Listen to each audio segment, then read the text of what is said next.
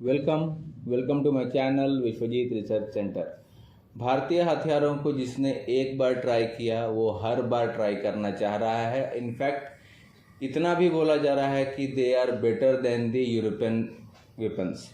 अभी मैं ऐसा क्यों बोल रहा हूँ आपको बताता हूँ आगे। आर्मेनिया के साथ भारत का तो मेगा डील होता ही जा रहा है और ये बहुत बड़ी खुशखबरी है भारतीय डिफेंस सेक्टर के लिए। आपको बताता हूँ आगे। आर्मेनिया का जब भी युद्ध हुआ था तो आर्मेनिया ने उसके बाद हमसे बहुत सारे चीज़ें ली थी, जैसे स्वाति लोकेटिंग रेडार। अभी कुछ 1-1.5 महीना या 2 महीना पहले उसने हमसे मल्टी बैरल पिनाका रॉकेट लिया, आकाश मिसाइल लिया और भी वेरियस रडार्स वगैरह, ये सब बहुत सारी चीज़ें वो हमसे परचेज़ कर रहा है, क्योंकि वो अपने आप को सिर्फ रशिया पे निर्भर नहीं रखना चाहता है। वो एक ऐसा साथी चाहता है जो कभी भी उसके साथ खड़ा हो, जो कि भारत ही है पूरे साउथ ईस्ट एशिया में या फिर पूरा एशिया में। आपको आगे बताता हूँ। और इंडिया का जो डिफेंस मार्केट है, जिसमें इंडिया ने कुछ टारगेट रखा है अपना 2025 तक, इसका अगर टारगेट का फुलफिलमेंट करना चाहे तो ब्रह्मोस हमारे पास ऐसा एक मिसाइल है जो कि 40-50% ऑफ द थिंग्स अपना डिफेंस का जो हमने बजट रखा है, एक्सपोर्ट का टारगेट जो रखा है, ये आसानी से 40% तक तो सिर्फ ब्रह्मोस ही कवर कर देगा। बाकी की बात है। आपको बताता चलो, सुखोई विमान आपको आर्मेनिया के पास भी है। सुखोई 30 जो हमारे पास भी है, हमारा बैकबोन है। हमारे पास ये 272 की संख्या में है। सबसे ज़्यादा इंडियन एयरफोर्स का बैकबोन सुखोई को ही कहा जाता है और ये फ्रंट लाइन फाइटर है। ऐसे ही फाइटर आर्मेनिया के पास भी हैं, वो भी 4 की संख्या में, ज़्यादा नहीं, सिर्फ 4। एज पर उनका डिफेंस बजट और उनका जो खर्चा है उस हिसाब से मोर देन इनफ है। लेकिन जब अजरबैजान के साथ उनकी झड़प हुई थी आर्मेनिया की, तभी सुखोई रहते हुए भी वो सुखोई का इस्तेमाल नहीं किए थे अजरबैजान के खिलाफ।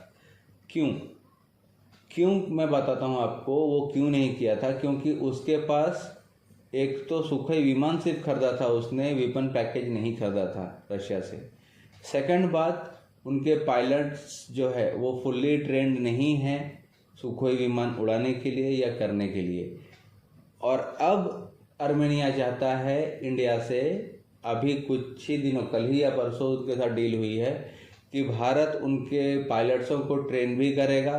सुखोई 30 उड़ाना कैसा है, मेंटेन कैसा करना है, रख रखाव कैसा करना है, प्लस वो चाहते हैं कि भारतीय हथियार ही सुखोई में इंटीग्रेट हों, क्योंकि भारत बहुत पहले से सुखोई यूज़ कर रहा है और वो उसमें बहुत सक्षम है। अगर सुखोई की बात की जाए, हम लोगों से अच्छा हथियार पैकेज कोई नहीं दे सकता है, और वो भी home made, Indian made weapons. तो अभी जो बात चालू है सुखोई में उनको इंटीग्रेट करने के लिए, अस्त्रा मिसाइल सबसे पहले है। सेकेंडली रुद्रम मिसाइल है जो कि एंटी रेडिएशन मिसाइल है, रडार्स को डिस्ट्रॉय करती है। अस्त्रा जो है बियॉन्ड मिड रेंज मिसाइल है, एयर टू एयर और एयर टू ग्राउंड के लिए भी है। प्लस ब्रह्मोस की भी बात एकदम हाई स्टेज पे है, लेकिन ब्रह्मोस की जैसे डिमांड ज़्यादा है तो उसका प्राइस भी ज़्यादा है। तो अगर हम लोग ब्रह्मोस को भी सेलेक्ट कर लेते हैं, तब अजरबैजान छोड़िए, अजरबैजान का जो मेन दोस्त है टर्की, वो भी अपने आप को बचा नहीं पाएगा आर्मेनिया से, क्योंकि ब्रह्मोस को कोई रोक ही नहीं सकता है। नोबडी कैन स्टॉप ब्रह्मोस को अपना टारगेट पे हिट करने के लिए। तो ये हो गई एक बात। दूसरी बात आपको बता दूं, इस पे आलोचना भी बहुत उठी थी कि आर्मेनिया ने सुखोई रहते हुए एयरक्राफ्ट उसको यूज़ नहीं किया। अरे कैसे करेगा? पहली बात तो उसके पायलट्स अनट्रेंड है।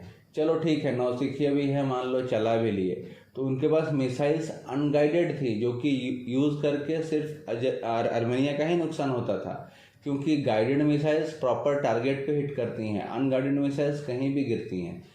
तो उनके पास तो अनगाइडेड मिसाइल्स थे और पायलट्स भी ट्रेंड नहीं थे। तो इसके लिए वो चाह रहे हैं कि इंडिया करे, इंडिया का सपोर्ट ले और इंडिया उनको पूरी ट्रेन करे और अपना गाइडेड मिसाइल जैसे अस्त्रा हो गया, रुद्रम हो गया जो मैंने आपको बताया, प्लस ब्रह्मोस, ये सब भी वो अपने में इंटीग्रेट करना चाहता है। और बात मानिए, अगर जैसे आर्मेनिया एक के बाद एक हथियार लेता जा रहा है, हमारे हथियारों का एक्सपोर्ट भी बढ़ता जा रहा है। अनटिल अनलेस कोई दूसरा देश आपके हथियार यूज़ करे और आप खुद भी उसको यूज़ करे, तभी आपकी एक्सपोर्ट क्वालिटी बढ़ती है। और अभी इंडियन मार्केट में, डिफेंस सेक्टर में, इंडियन मिसाइल्स और इंडियन हथियारों का डिमांड बहुत ज़्यादा बढ़ चुका है। दूसरी खबर बताता हूँ आपको, फिलीपींस जिसने सबसे पहला ब्रह्मोस का ऑर्डर हम लोग को दिया था, फर्स्ट कस्टमर फॉर ब्रह्मोस, उसने रिपीट ऑर्डर दिया है ब्रह्मोस का, लेना चाह रहा है।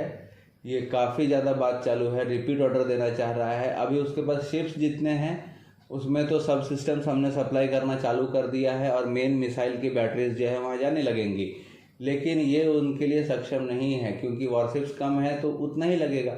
वो एक्स्ट्रा ब्रह्मोस की बैटरीज या मिसाइल्स, आप समझो बैटरीज मिसाइल्स को बोला जाता है डिफेंस टर्म में, एक्स्ट्रा ब्रह्मोस की मिसाइल्स लेना चाह रहा है, वो भी लैंड बेस्ड या फिर ट्रक बेस्ड, जो आप बोल सकते हैं ट्रक बेस्ड या लैंड बेस्ड ब्रह्मोस लेना चाह रहा है। और वो अपने वॉरशिप्स में नहीं, नॉर्मल जो शिप्स होते हैं उनमें भी इंटीग्रेट करना चाहता है कैनिस्टर बेस्ड, कि वो चाइना को इजीली काउंटर कर सके।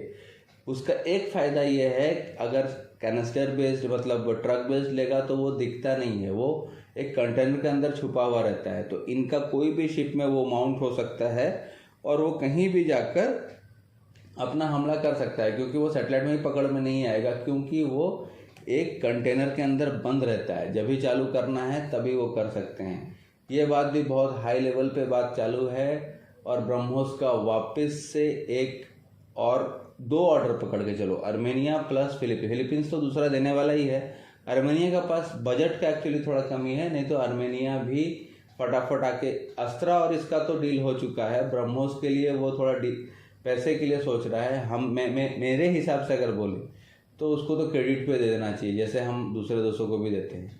धीरे धीरे चुकाते रहो, क्या प्रॉब्लम है, अपना एक्सपोर्ट तो हो रहा है ना। और शोर बेस्ड जो अभी ले रहा है या फिर लैंड बेस्ड जो अभी फिलीपींस वापस ले रहा है, ये उसके याद रखिए, वापस बता रहा हूँ मैं, वॉरशिप्स में नहीं डिप्लॉय होंगी, ये नॉर्मल शिप्स में डिप्लॉय होंगी, किसी को पता भी नहीं चलेगा। ये बहुत अच्छा दिमाग लगाया है उन्होंने और ये बहुत बड़ी बात है। आप लोग को समझ गए होंगे कि अभी चाइना को काउंटर करने के लिए फिलीपींस जितना है, उतना ही अजरबैजान को काउंटर करने के लिए आर्मेनिया भी हाथ धो के पीछे पड़ चुका है। अभी तक के लिए तो यही था। वीडियो अच्छा लगा है तो लाइक कीजिए, शेयर कीजिए, सब्सक्राइब कीजिए। Thanks for watching my video. जय हिंद, वंदे मातरम।